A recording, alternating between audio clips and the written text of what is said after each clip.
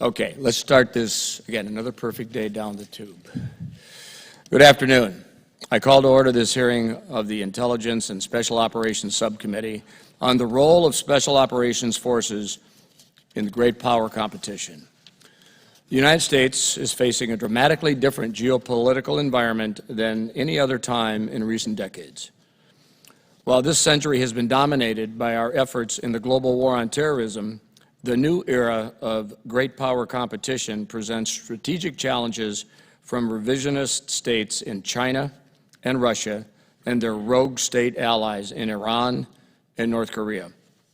All the while, the threat from violent extremist organizations persists as nodes from ISIS, Al-Qaeda, and their affiliates continue to seek out unstable regions from which they can plot and plan against Western targets.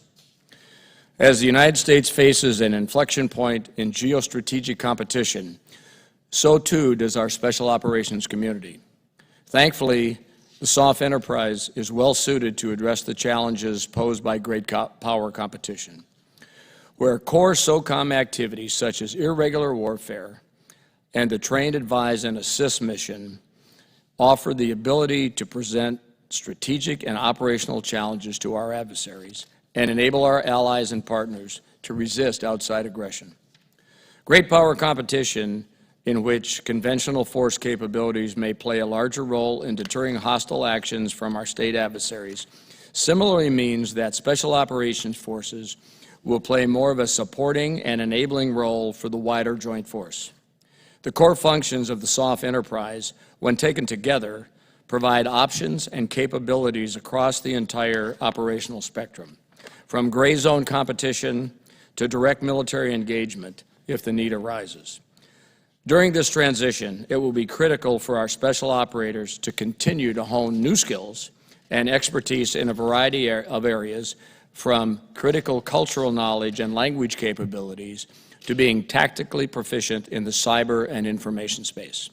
Today's hearing is focused on the role of special operations forces as the United States enters an era of great power competition.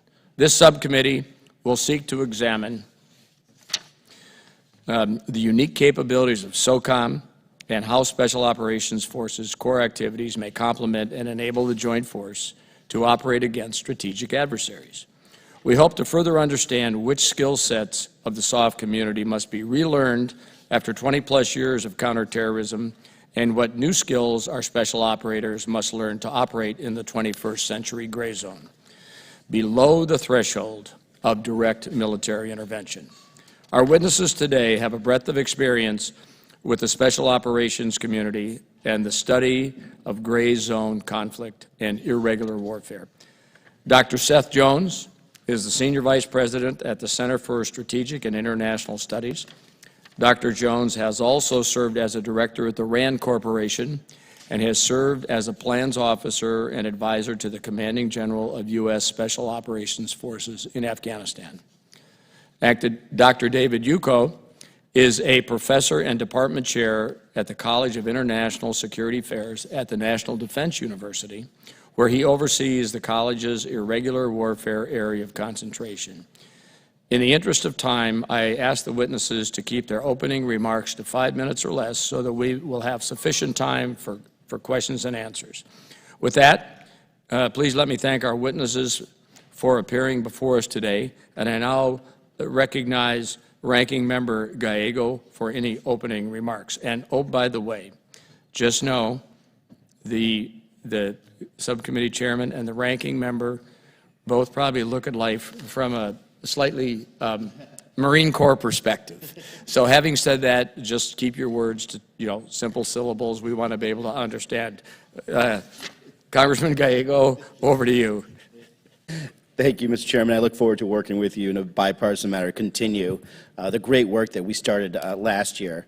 It's hard to think of a more appropriate topic as we continue our oversight responsibilities at the beginning of this Congress. As I said during last year's SOCOM posture hearing, Special Operations Forces are at an inflection point. The 2022 National Defense Strategy focuses on strategic competition to counter China's growing multi-domain challenges and Russia's persistent aggression, including its ongoing war in Ukraine. SOF have a significant role to play, and in this volatile security environment, should be prioritized. But I want to return to the inflection point I mentioned earlier at the hearing. How are SOF postured to support a whole government approach to great power competition? What is the role in concert with other departments and agencies so that we are using the right instrument of national power for its best purposes? The summary of the Regular Warfare Annex to the National Defense Strategy, published in 2020, tells us that regular warfare is the struggle among state and non-state actors to influence populations and affect legitimacy. This needs to be prioritized as a competency within the joint force and the special operations community. Some of the core activities that are important to regular warfare are ones like foreign international defense and military information support operations, which are essential if we are to be successful in confronting our competitors in the gray zone or below the threshold of armed conflict. My question stands: where does the Special Forces community stand in the core activities needed for irregular warfare? Has the focus on counterterrorism and counter-violent extremist organizations, which has been needed for the last 20 years, caused other aspects of SOCOM's core activities to atrophy? I would argue that the lessons over the last 20 years, as is, don't directly translate to the needs of today or tomorrow. We need to ensure that SOCOM has the right training, institutional education, and authorities to continue to be the best at what this nation asks them to do. Thank you, Mr. Chairman, for this hearing, and I also want to thank our witnesses for their time today, and I look forward to hearing your views. Thank you, Representative Gallego. We will now hear from our witnesses, then move into question and answer session. So, Dr. Jones, we will begin with you. Thank you very much, Chairman Bergman, Ranking Member Gallego, and distinguished members of the committee. This is an important hearing, and look forward to the discussion afterwards. As I will outline in my testimony, U.S. Special Operations Forces need to play an important role in competition, particularly with such countries as China, Russia, and Iran, including in the area of irregular warfare. My brief remarks are going to cover three areas. The first is irregular warfare, the second is the role of SOF in irregular warfare, and the third are some implications on the congressional side. So let me just say that I think, as has been well documented in the recent National Defense Strategy and the National Security Strategy, we are in an era of competition with a range of countries, particularly with the Chinese at the top. I would argue, as we have seen historically, we have not had nuclear powers ever go to war directly with each other, in part because states get quite cautious in conventional warfare against other nuclear powers. So the Soviets, even the Chinese and the Indians, or the Indians and Pakistanis, have generally acted with restraint. We have not seen any of those states go to direct conventional war with each other. However, we have still seen intense competition below the threshold of conventional war. So I would argue here today that I consider this area below the threshold of conventional war as probably being the primary area of competition on an hourly and a daily category. As we look at a range of U.S. competitors, the Chinese are very active below this threshold with elements of the People's Liberation Army, the Ministry of State Security, the Ministry of Public Security, the Russians with elements of the GRU, the main directorate of the SVR, Foreign Intelligence Service, the FSB, several of Russia's special operations forces, including its Spetsnaz, as well as non-state entities, including, as we've seen in the Ukraine, in the Bakhmut area, the Wagner Group, and some of the private military companies.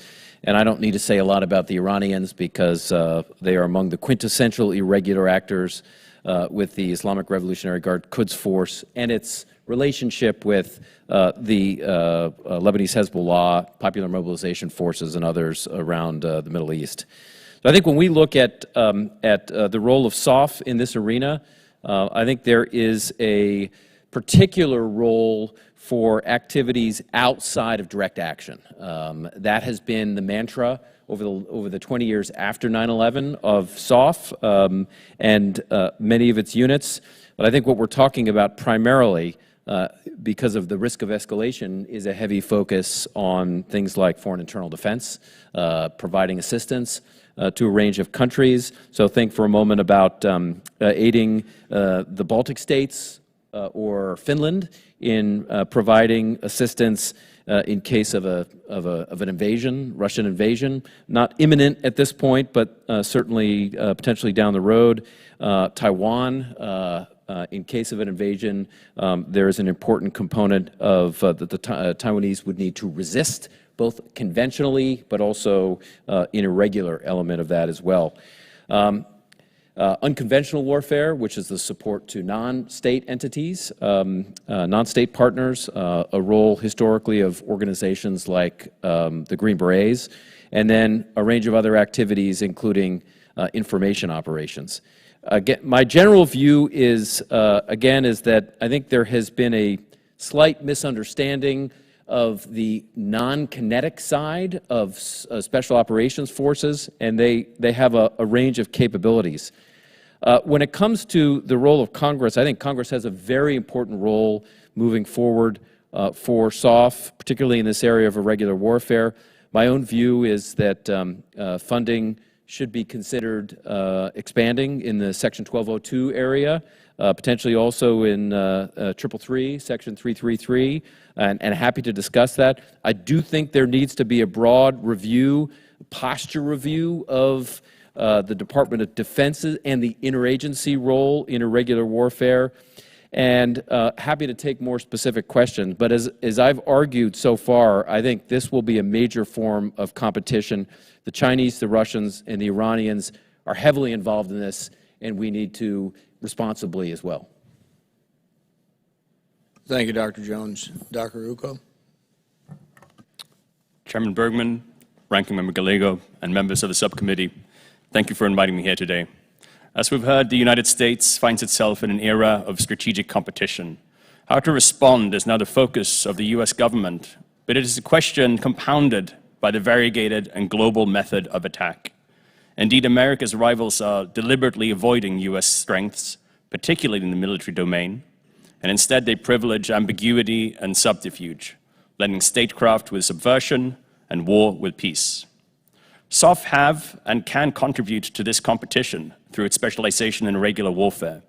In recent years, SOF has broadened its application of foreign internal defense and unconventional warfare to IW missions and SOF core activities to fit this new strategic environment. FID traditionally meant aiding a friendly government against an insurgency, but SOF now looks upon it to boost a country's resilience against foreign-sponsored proxies. UW traditionally implied sponsoring an insurgency against an illicit or occupying government, but SOF now looks upon its work as supporting resistance capabilities for states either facing foreign invasion or seeking to deter such a threat. Building resilience and resistance will be key lines of effort in America's overall approach. Yet they're also highly demanding tasks, requiring institutional readiness and protracted partnerships abroad. There is today a need to rebalance SOF in favor of FID and UW and to harness the skills they call for within this new strategic era. This will mean an emphasis on language skills, cultural know-how, political awareness, and strategic acumen, all at scale, with major implications for SOF recruitment and career tracks. Yet FID and UW are more than military tasks. In FID, the assets trained by SOF must be supported by a capable security sector, undergirded by sustainable institutions, and operating alongside instruments of state that can take the lead on political, societal, and economic matters. In UW, fostering potential for armed resistance must be complemented by a whole-of-society effort to provide a legal framework, engage with allies and partners, build a narrative for mobilization, and win the struggle for legitimacy that is so essential to irregular warfare. This calls for greater interagency coordination and integration even in conducting what many see exclusively as a SOF task. This brings us to the primary non-military nature of strategic competition. Indeed, as our competitors seek to avoid our military strengths, there are clear limits to how much we can and should expect from SOF, still a military force.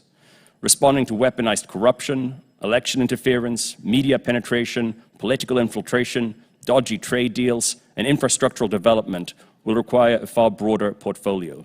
Even where SOF has relevant capability, for example, its PSYOPs assets, so do other instruments of power, and they must be made to count. This is not only a matter of managing SOF's operational tempo, which has been too high for too long, causing standards to slip. It is also about allowing SOF to master the tasks we expect of them, FID and UW in particular. Thus, where SOF engages in non-military tasks, it should be to increase the reach and effectiveness of civilian agencies. My written testimony sets out useful precedents for such integration at the operational level, which could be scaled up for truly strategic effect. This also means integrating better with general purpose forces for more calibrated division of labor, particularly as concerns security force assistance and persistent partnerships. Now, such partnerships do rely on an interagency and conventional military being able to play their parts within irregular warfare. Thus, I recommend interagency strategic education, training, and sensitization as to the nature of this competition and the roles of different components of state in generating a tailored response. My college, the College of International Security Affairs at the National Defense University, provides a model for such education that could be scaled up for greater effect. At our campus at Fort McNair here in DC, under the Regional Defense Fellowship Program, we combine senior officials from across the armed services, the intelligence community, the interagency, and partner nations for an education in irregular warfare and associated strategies. The program is partner-oriented, with more than 50% of students coming from abroad. At our MA program at Fort Bragg, civilian academics teach an irregular warfare curriculum to SOF officers and NCOs, alongside international SOF students and State Department personnel. On integration, there's also a key role here for cross-functional teams, liaison officers, and other structural ways of cutting across agencies, thereby enabling awareness and synchronization of respective strengths. The newly formed Irregular Warfare Center could play a leading role in this initiative, as it provides a focal point for irregular warfare and taps into existing networks devoted to this topic. As of the FY23 defense budget, it has been granted authorities to engage and coordinate across the interagency to enhance America's capability for irregular and political warfare. The final need is for greater strategic clarity and long-term planning for strategic competition, to understand what we're both competing for and against. I think this means developing a strategy that proceeds according to a clearly elaborate theory of success, rather than just the means and capabilities at our disposal. I look forward to discussing these issues with you and to your questions. Thank you. Thank you, Doctor. And I will defer my questions until last. I'd like to recognize Ranking Member Gallego for his 5 minutes. Thank you, Chairman. I just have 2 questions, and this is to both of our witnesses. While we're discussing the role of SOF in great power competition, are there some areas that should be left to other departments and agencies? And are there any tasks that SOF should not necessarily do when it comes to great power competition? And that's not necessarily that they can't do it well, but that someone else could probably be doing it better, and we have the opportunity cost issue here. Want to start, Dr. Dotens? Sure, yes. So I think a range of the skill sets that SOF do get involved in, including information operations. There is a role in MISO that SOF can play, but I think in general, as we look across the U.S. government more broadly, there's a critical role and a leading role for the State Department to play there, including with the Global Engagement Center. When it comes to covert activity, there's certainly a role for the U.S. intelligence community to play. So I would say on some of these areas, SOF and the Department of Defense are not even the leading agency for this, but need to be nested. This does raise questions about to what degree on the information side we are nested more broadly into a broader strategy. And I think we're still a long way away from where we were in the last, say, decade of the Cold War.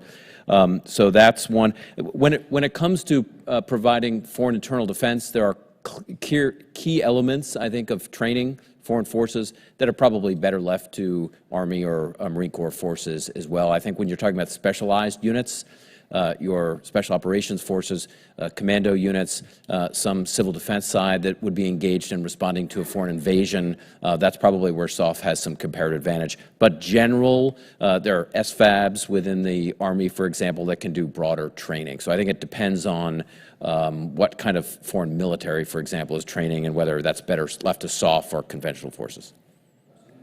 I've seen some of for example, state National Guards going and training other countries, and with a lot of that relationship that normally would have been taken up by special forces, and they're doing it well, and freeing up our soft elements for something else. Dr. Ucko? Thank you, Representative Gallego. Yeah, I concur with my colleague here. I would say that on the military or security side, it's absolutely worth mentioning the state partnership program that the National Guard leads up, and the way that that has produced an enduring security cooperation bond with strategically relevant countries. The SFAB initiative, I think, is also a very positive step for the Army, finally recognizing that it too has a role in security force systems and need to actually devote specialized assets to that end.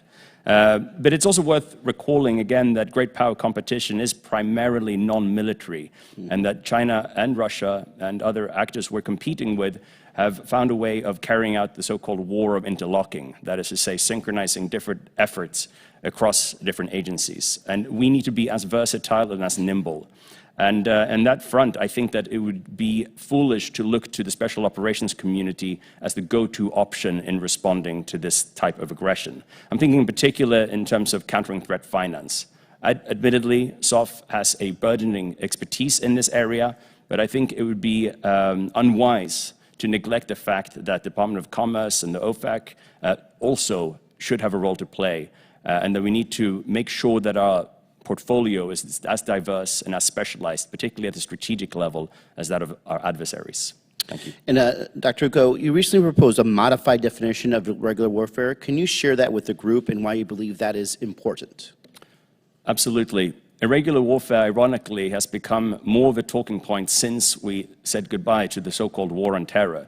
And yet, of course, that was 20 years of very protracted and very intense involvement in this term. My concern is that in trying to close that chapter, we will now try to redefine irregular warfare as something very different from the experience we had there. To my mind, the definition that was come up in 2007, the joint operating concept, is still absolutely relevant. Irregular warfare then is a violent struggle for legitimacy. It's violent because it is ultimately something that the military is involved in. If you take that away, then irregular warfare becomes pretty much anything China does. And it is a struggle for legitimacy because in this struggle, our need for partnerships and for mobilizing potential and united fronts is key. This is the area where China and Russia are competing extremely heavily. So I wrote this piece on redefining irregular warfare to make sure that we don't lose the lessons, both positive and negative, from the last 2 decades and turn irregular warfare into something that is in fact very alien to its nature. This is still something that we have to deal with, now waged against states rather than non-state actors, but it is an area of more continuity than change. I'll yield back, Mr. Chair. Representative Scott, you're recognized for 5 minutes. Thank you, Mr. Chairman. Dr. Ucko, I want to stay on that train of thought, and could you identify briefly, in about 2 minutes so that I can move to Dr. Jones, the key differences in the way Russia and China carry out irregular warfare in their competition? Yes, absolutely. I would say that, do you mean the difference between the two respective nations or between us and them? Between the two respective nations. Right. Thank you, Representative. Yes, I think Russia has emphasized to a greater degree the use of violence, seen most egregiously, of course, in Ukraine, but also previously in Georgia. Also in its engagement on the African continent, its main contribution to those states have been in the security realm, with the deployment of the so-called Wagner Group to provide effectively the role of mercenaries. China, in contrast, has adopted a slightly different role, and I think it is more invested in infrastructural development, economic, financial, and informational lines of effort. That, in a sense, and perhaps paradoxically, I think is a bigger threat, because whereas Russia has played the role of spoiler, China actually threatens to contribute something and to create a new order. That order, I think, is deleterious both to the countries that it is targeting and to the international system that the United States upholds, but it is nonetheless attractive, particularly to elites looking for quick solutions to urgent problems of debt and poverty. So therein lies one difference. And I think going back to the issue of irregular warfare then, what we have to make sure is that we also bring into the fore the notion of political warfare, which of course George Kennan described as the application of a Clausewitzian logic in times of peace. Both Russia and China then bridge the spectrum from conflict to peace, and we need to ensure that while the DoD and the Special Operation Forces have a role in particular to play along that spectrum, we don't lose sight of the other instruments of state that must also be integrated and synchronized to meet the threat where it is active. So just in summary, China is using debt and infrastructure projects, whereas Russia is using mercenaries in the Wagner Group. Yes, absolutely. I think that's a fair characterization. The end result is the same, in that the people lose the country. Yes. I would add one point, which is, of course, that the target's never static. And what Russia did in February of last year will very much inform the way it acts in the future. It would be foolish and I think unrealistic to assume that it won't learn from this strategic error. Mm-hmm. Dr. Jones, I want to stay on the issue of African Wagner Group. My friend Jimmy Panetta and I traveled there. I've traveled there several times, but the most recent time we had seen a marked change towards the French on the continent of Africa, in the Lake Chad Basin area in Mali. And it seems that Wagner Group has been extremely successful in the use of social media to drive the general public against the French. There's one, and it's publicly reported, incident where French ISR picked up a mass grave and mass killing that had been carried out, presumably by the Wagner Group. And when the French reported that, before it was ever disseminated to the general public, Wagner had picked up on it and put it out that the French had done that. The end result of that is the public believed what they heard first, and the French were have been asked in some cases to leave the countries. How fast do we have to operate when it comes to the social media aspect of information in our special forces groups? Where should the authorities lie? Should it be at the lieutenant colonel level, where the commander on the ground in country has the authority to just unleash his keyboard warrior? Well, two things. On the role of organizations like the Wagner Group, I mean, it's certainly important to put this in the context of the Wagner Group. If you look at its location where it operates out of in Russia, it is co-located with Russian Spetsnaz.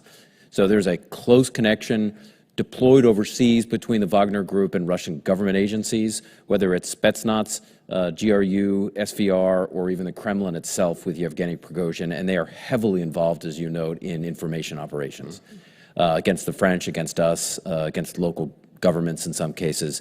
So I think there's an important need to combat those kinds of information campaigns. Now, how much of that gets pushed down?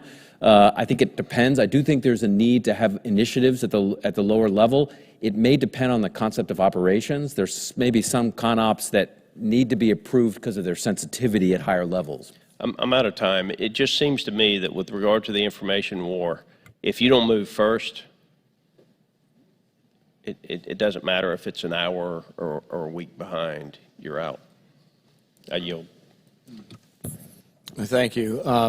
Now, since we have two members of the subcommittee with the last name of Jackson, this will be Representative Jeff Jackson. You are recognized for 5 minutes. I would defer to the doctor. Only one of these Jacksons is a doctor. Well, I don't know. Would you like to be a doctor? I'll go and I'll defer afterwards. I just want to ground this conversation real quick. I understand we're having a very high-level conversation, which I gather is basically about reorienting SOF in the great power conflict era into which we appear to be entering. When I think about reorienting a military group, I think in terms of mission, training, and equipment, and that we have to make changes along those three axes. And I'd like you both, if you would, give me a quick glance at mission, training, equipment. Are there major changes that need to be made in each one of those categories? Is it major in one and minor in two others? Do you think we're okay in one area? How big of a pivot are we really talking about on the ground?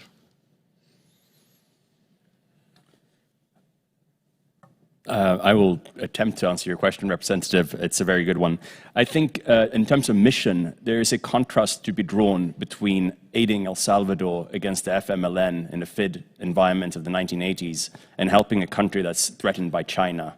Not only is the adversary a state actor and a very potent one at that, but the threat of military action is also on both more remote and more existential. And so in the mission, we have to probably spend some time redefining what it is that we are fighting for and what victory will look like. How do you know that you're resilient? It's one thing when you're facing an ongoing insurgency. It's another thing when you're facing proxies, auxiliaries, and subversion within your state borders.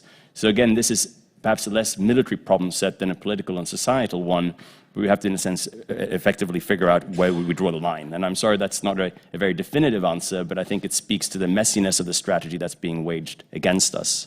In terms of training then, certainly after 2 decades of heavy use of SOF in direct action, it's heartening to see that after the withdrawal from Afghanistan, we've seen initial steps of rebalancing and returning to the regional alignment of the special forces in particular, but SOF in general. And that's, I think, a step that we need to continue and sustain so that you have the, again, cultural know-how, linguistic skill set, and political awareness necessary to engage in partner countries and to understand the environment in which you're operating, both human and otherwise. And then in equipment, this is when things get more techy. I think there's been some interesting news in the last few months, which I applaud, talking about the deployment of drones as a particular MOS, the possibility of adding cyber MOSs within Special Operations Forces, and taking the lessons from Ukraine and trying to institutionalize that within emerging force structure. So that would be my initial tack at that question. Thank you. Great question. Let me just start off by saying that this problem set is obviously not new to the SOF community. Organizations like the U.S. Army Green Berets have a long history of doing irregular activity. So I think this is the shifts are not major in most cases, but I'll give you some examples of I think where. So if we go to mission, probably more of a rebalancing than a big mission shift. The rebalancing is when you're dealing with countering major powers instead of terrorist groups, it probably shift away from how much you're putting into direct action and how much you're putting into foreign internal defense and unconventional warfare, I would argue. The number of direct action missions you're going to want to do when it involves the Chinese government or the Russians is going to be limited because of the risks of escalation. So I think it's a rebalancing on the missions. On the training, I think that is a bit of a challenge because I think you're talking about shifting from special operations forces that have had to work through Dari and Pashto and Arabic in some areas, and now you're dealing with Mandarin and Russian, or if you're dealing with, the Finns or the Baltic states, you're dealing with Eastern European languages in order to, so I think there are some cultural linguistic challenges that SOF have to get through in understanding the partners that they're working with, certainly the case in the Indo-Pacific. And then on the equipment, I would wholly agree. I think the issue is that the French have withdrawn from key parts of Africa, so have we from the Middle East. So I think there you're talking about ISR assets, where we're probably going to need more of to cover a bigger terrain, and the same thing on drones and also underwater activity. Thank you. I yield to the doctor. Thank you. And Dr. Jackson of Texas, you are recognized for 5 minutes. Thank you, Mr. Chairman. I appreciate the time. Unfortunately, I came in with 3 great questions, and they've almost been completely addressed at this particular point, so I'll yield my time back. I thank you. Okay. Congressman Panetta of California, you are recognized for 5 minutes. Thank you, Mr. Chairman. Appreciate this opportunity. Gentlemen, good afternoon. Thanks for being here. I think it was Dr. Jones, you talked about 1202 and Title 333 authority, so let's focus on there. Obviously, 1202 authority enables DoD to support foreign forces engaged in IW, regular warfare. However, once a conflict is determined to turn conventional, that authority is removed, as happened in Ukraine, where 1202 authority is no longer applied. Are there other funding authorities that could be used to supplant 1202 in that situation? Possibly. I mean, I think there are elements of 333 of Section 333 that could be used for building partner capacity. If there's a counterterrorism component of it, 127 Echo, so there may be other authorities that could be used depending on the circumstances. But isn't Title 33, that can't be used for irregular, it can only be used for asymmetric warfare, correct? Well, it's, I'm operating in the gray zone here. It kind of depends on how one interprets it. So if a country is, if you want to build the capacity for future irregular activities, I mean, there may be some ways you can define that. Okay, so I mean, going forward, once you have conventional or asymmetrical warfare, those two authorities are no longer apply.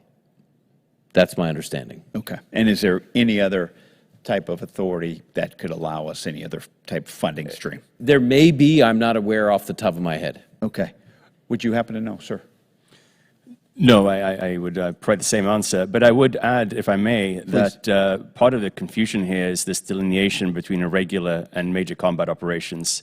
It just doesn't really make sense in reality, and I think that's when we come up to these legislative hurdles with authorities. I would probably prefer to speak of war as war in all its complexity, but we are where we are. But that might be one of the issues confronting us at this point. Understood, and one I'm sure we'll talk more about in this committee, I would imagine.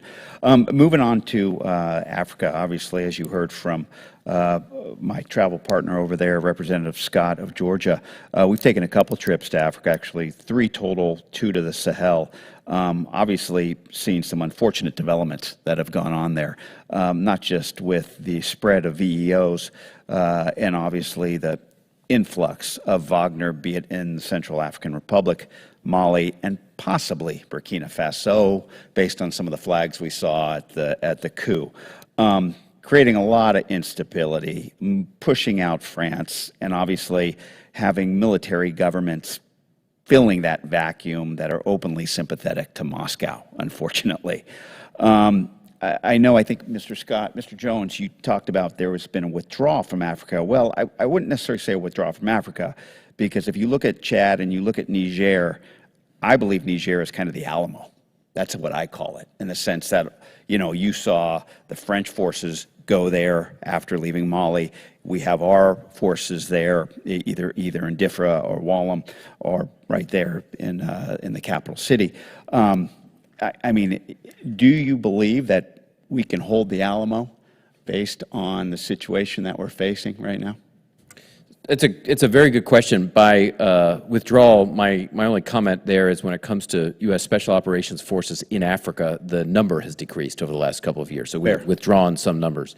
And the challenge when you look at the Sahel with groups like JNIM, some of the areas of North Africa, including in Libya or even in the Horn with Somalia, is we're seeing pretty significant activity of violent extremist organizations. I think the situation in the Sahel is extremely dangerous right now with the spread of both Al-Qaeda and Islamic State linked groups operating. On the one hand, it's a spreading right now, and we've got now Russian Wagner Group and Russian intelligence agencies linked up. On the other hand, I'm not aware of much external plotting going on against the United States from these areas. So, you know, it's different. It's a different situation from Syria, where we've seen external plotting in the West from areas of, so I think it's an area of monitoring closely. We need to be involved to some degree. How much, that's an area of debate and discussion. Understood. Look forward to having that debate. Mr. Chairman, I yield back. Thank you. Mr. Mills of Florida, you're recognized for 5 minutes. Thank you, Mr. Chairman. Thank you both for coming. In understanding this is about the great power resurgence, if you will, and knowing the geopolitical alignments now of Russia, China, Iran, and North Korea, I feel that the United States for many decades now has been very good in the kinetic elements of things, but we have failed to address a lot of the economic resource and cyber warfare capabilities that we're against. In many cases as well, we're seeing where there is an increase in the capability of messaging strategies and propaganda information warfare against the West, whereby we don't have an effective counter-messaging strategy to be able to prevent this. From your perspective, would you see fit more allocations of funding that would address the geopolitical alignments as opposed to just the kinetic elements of things? Absolutely. And I think this goes back to our discussion both on amounts of funding, but also the speed with which we respond. I mean, I think the Chinese also, we talked about Africa and the Russians, the Chinese are a very good example. Their entire 3 warfares campaign involve, all of them are non-kinetic, all of them involved information, and all of them are aggressive. That is in part, along with bribery and corruption, how they got into the Solomon Islands, which is, for anybody that's read our World War II history, including our Marine Corps history, we fought tooth and nail against the Japanese there. So now the Chinese have moved in. We lost that information fight in the Solomon Islands. So I think the funding side, as well as the speed with which we respond, are important. And just kind of following up on that same tone, and obviously this is information I'm aware of, but I just want it for the chamber. Knowing that it's an economic resource warfare that's been launched against, and it is one of Chairman Xi's primary focuses to try and expand out the Eurasian border, which is what I believe Ukraine was truly about. Take Africa, Oceania, with an attempt to try and create a maritime silk route to choke off Western Hemisphere supply chain while dominating resources and attacking things like the petrodollar for the ultimate goal of U.S. dollar elimination. Do you feel that the State Department, the DOD, and other elements work well together in addressing all of these complex issues when they are so diverse and just outside of the soft kinetic capabilities? I would offer, thank you for that question, Representative. I would offer that we don't have a strategic framework or guidance at this point with which to synchronize and integrate those respective agencies and departments. And do you feel that's something that's needed? I would very much say so. I think a looming question in this era is who actually sets the strategy? Where are the structures where you have that level of interagency integration? Certainly at the country team, great things are done, but that's within specific countries rather than as a nation. So this, I think, is an area of urgent concern and one that I think we should certainly keep moving. And Dr. Jones, in your testimony, you mentioned that the Department of Defense does not use all the funds appropriated to it by Congress for IW activities. In what ways would you recommend Congress play a more active role in ensuring that DoD maximizes its capabilities in this area to counter the very real and very heavily invested war being waged against our country by our adversaries? So my comment was not that it's necessarily being used inappropriately. It's more that there is a focus predominantly, and there needs to be a focus to some degree on the conventional side of warfare. So we need to build our F-35s. We need to build our Virginia-class and Columbia-class submarines. We need to build our B-21. But the problem is, I think, at least in my view, some of our funding for irregular warfare activities. We're not asking for a lot of money. I mean, they're not very costly, but they're pretty low right now. And there is, as you're noting, the challenge with the Chinese, I think the problem is bigger than what our national defense strategy highlights, which is a focus on China and the Indo-Pacific. And the reality is when you look at the Belt and Road Initiative and you look at China's digital Silk Road, it is global in nature. And it touches key parts of Africa where they're building infrastructure, and there are information campaigns that go along with that. Same thing on the digital Silk Road, which means that I think we've got to also be heavily invested in countering that activity and funding it. So when I talk about funding, I'm talking about some of these sections, 1202, 333, that I think are pretty low right now.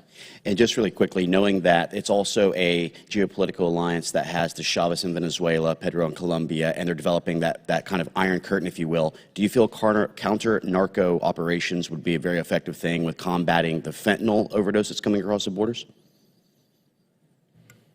Yes, although I'm not an expert on counter-narcotics, but it certainly is a problem. Thank you so much for that. I appreciate it. With that, I yield back.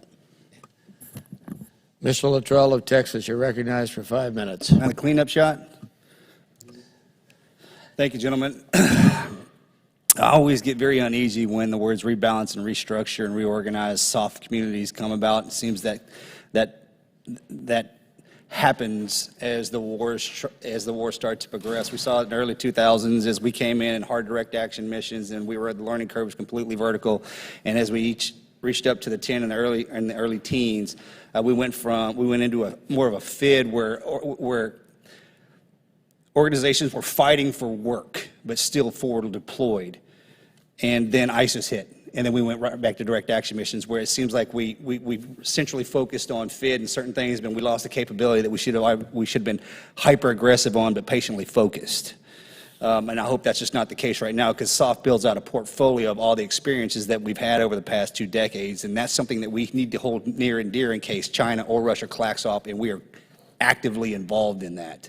But my question to you both is regarding the Tier 1 organizations in Russia and China, how does the American Tier 1 organizations compare and compete? So I can start there. Look, I think our Special Operations Forces, in my view, are the best in the world, whether it's Joint Special Operations Command or any of the other Special Operations Forces that are within the Department of Defense, and frankly, their partners in the U.S. intelligence community. I think where we do not have, we're not as well organized and not as well structured is what I'll call the broader interagency. So that is, we see a fair amount of Chinese activity across the Chinese intelligence, MSS, Chinese PLA, the United Front Workers Department. Same thing on the Russian side as well. That, I think we are being out-competed in the interagency national scope, not on the capabilities of our SOF. And to your point earlier, it seems to me that we're trying to spread SOF too thin when it comes to these extracurricular activities that the other countries seem to be performing in, where we can bring in civil affairs or the Army units or the Marine units to help us. Does that hold water? Yeah, that's exactly the point that I try to make in my testimony. There's simply no appetite for regular warfare really outside of SOF. Even the general purpose forces, although I did comment on the SFABs as a very positive step, of course they're oriented predominantly towards conventional warfare. And regular warfare doesn't really translate outside of the Pentagon. And so we don't have a strategic construct, which I think the Chinese Communist Party does have, and I think Kremlin has for this type of competition. Irregular warfare spending does not have to be very high, as Dr. Jones put it, but there's also no proponent for it. And I think that's allowing us to compete at a more suboptimal level than we should be. Okay. I'm fairly familiar with the Russian Spetsnaz capabilities, not so much on China. How does that look? Chinese capabilities of their Special Operations Forces I would call mediocre. Where they are high profile is in areas outside of PLA Special Operations Forces. So, for example, offensive cyber operations and espionage along those lines, reasonably competent. Those are probably the areas where in my view, the Chinese are reasonably competent, but not in the special operations. They don't define their self like we define ourselves with direct action, aggressive. And warfare. they don't use them in the same way. Our special operations forces have had several decades of experience conducting direct action, unconventional warfare, foreign internal defense. So we know how to do a lot of activity. Chinese are not. Again, on the irregular warfare side, the Chinese are able to use a range of different agencies in conducting action. I yield back. Thank you. Ranking Member Gallego, you're recognized. Thank you, Mr. Chair, for giving me one more bite at the apple. And it's kind of following up on Congressman Luttrell's question a little. How much and what did we learn from the last 20 years of Special Forces operations, which were largely dominated by CT-like missions, and how did it prepare us for irregular warfare? I mean, there's the downside, but there also should be some of the lessons that we can carry over. And it's for both witnesses. I think what we've learned in the last 20 years, and it really come on the back of the information technology revolution that started in the 1990s, perhaps even 1980s, is that SOF, equipped with that technology and having the training and education that they do have, can achieve amazing things through direct action, but also very sensitive clandestine operations. The broader strategic lesson, however, I think comes from places like Colombia, places like the Philippines, where we see FID missions being conducted on a protracted basis through partnerships with the host nation government. And in comparison with Afghanistan and Iraq, albeit in a very different strategic context, Philippines and Colombia, I think, points to a way forward for FID and for the special operations community, What does that mean? It requires then a political engagement. It requires an enduring partnership, trust, and those things, of course, cannot be instantly manufactured. But it also requires different instruments of state power to make sure that the operational gains can have a strategic meaning. So I think 20 years of war on terror, those are some of the key lessons that I would take away from SOF activity. But I would say what we can do well is if we need to hit a target in a specific location, we can do that quickly, and we can do it probably better than, not probably, better than anybody else in the world. So we can do direct action extremely well. I think we can generally train foreign forces relatively well. We did it in Colombia. We've done it with the Iraqi counterterrorism services. But there are limitations to what that means. You can't rebuild a government that way. You can't nation build. So by training key partner forces, it doesn't mean you win in that case. We struggled in Afghanistan despite the fact that the commandos were a phenomenal organization as part of a broader government that was collapsing. So there are limits to what I think you can do with these activities if you don't have it. The other thing that I would just add is I think we hopefully have learned that the answer to dealing with challenges is not to flood a foreign country with large numbers of American forces. That as I think we finally got to a point by 2017, 18, 19, 20, where a small number of both special operations and conventional forces working with an indigenous force, the Syrian opposition, could retake territory on the Syrian side and on the Iraqi side. And I think that was a much better way to end those 20 years than the way we started by 100,000 plus in both countries. We ended up, I think, largely getting it right at the end. Thank you. And I know we're going to call votes here in a couple of minutes, but, Dr. Jones, just how would you ideally delineate SOCOM's core activities between the component commands, TSOCs, JSOCs to compete in irregular warfare and continue the CT mission?